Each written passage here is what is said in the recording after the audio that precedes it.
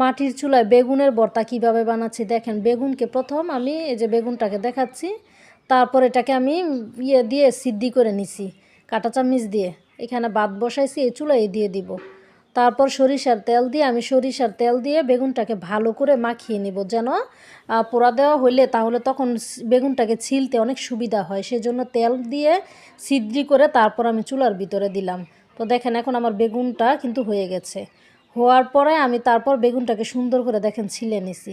তারপর মরিচ বেটেছি এখানে 2-3টা, বেশি মরিচ দিলে কিন্তু জাল হয় বেগুনের ভর্তা।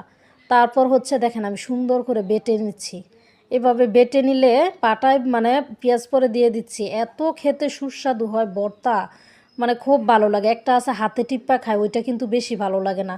পাটায় বেটে ভর্তাটা কিন্তু বেগুনের ভর্তা সেই মজা হয়। তো দেখেন এখানে আমার ভর্তাটা কিন্তু হয়ে যাচ্ছে। তারপর হচ্ছে আমি সরিষার তেল দিলাম। সরিষার তেল দিয়ে আমি এখন মাখিয়ে নিচ্ছি সুন্দর করে।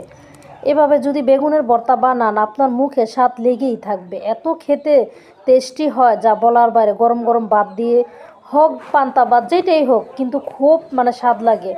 আমি এভাবেই খাই, খুব মজা।